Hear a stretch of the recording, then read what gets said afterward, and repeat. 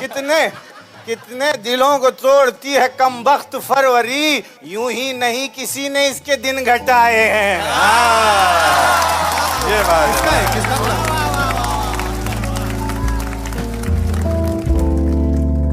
पिछले 2 दशकों में कुछ वोक लोगों ने भारत में वैलेंटाइंस डे को बड़े उत्साह के साथ मनाना शुरू कर दिया है।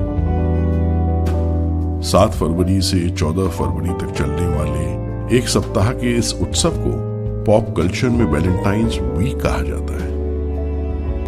लेकिन हम में से कितने लोग जानते हैं कि वैलेंटाइंस डे की शुरुआत रोम की पेगन यानी मूर्ति पूजक संस्कृति का अंत करने के लिए की गई थी।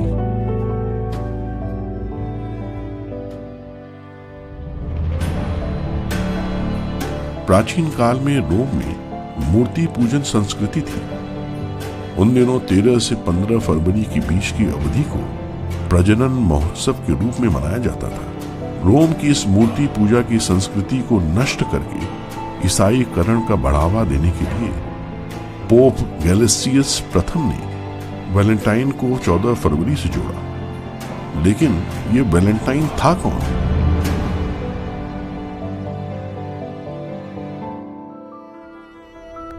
तीसरी शताब्दी में क्लॉडियस द्वितीय नाम के रोमन राजा थे। अपनी सेना को मजबूत करने के उद्देश्य से उन्होंने सभी युवाओं से सेना में शामिल होने का आह्वान किया।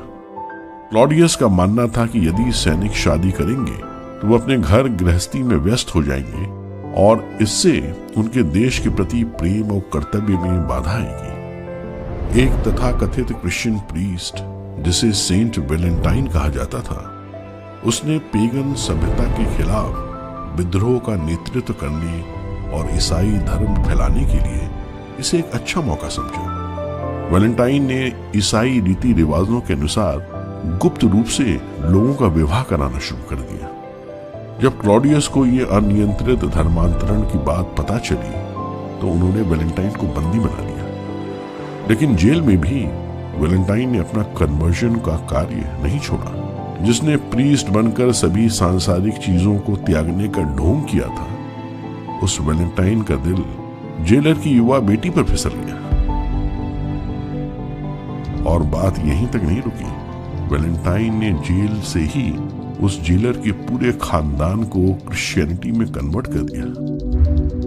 वैलेंटाइन का दुस्साहस देखते हुए राजा ने उसे फांसी दे दी और उसकी कहानी का यही निर्मम अंत हुआ।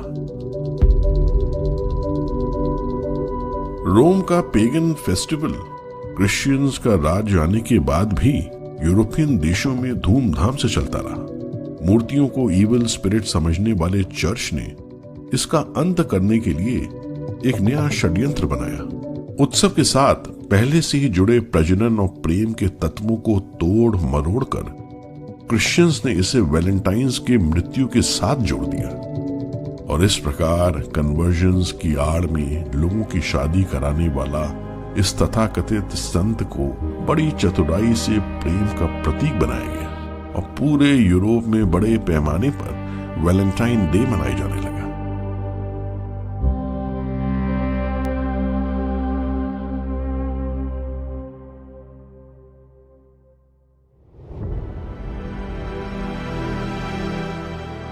आज हम वैलेंटाइन डे के नाम पर पाश्चात्य संस्कृति का अंधा अनुसरण कर रहे हैं। स्कूल कॉलेजों के युवा छात्र बिना इस विषय में जाने इस वेस्टर्न ट्रेंड का शिकार हो रहे हैं। अब समय आ गया है कि हमें यह एहसास हो कि प्रेम बस गर्लफ्रेंड और बॉयफ्रेंड तक सीमित नहीं है, बल्कि गुरु और शिष्य, भाई बहन और अपनी मातृभूमि जैसे पवित्र रिश्तों से भी प्रेम की व्यापकता हमें दिखाई देती है।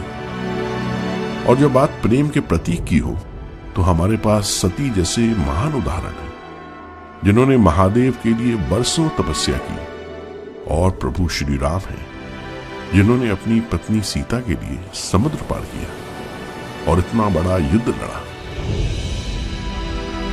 तो आइए इस फरवरी सभी को जागरूक करें।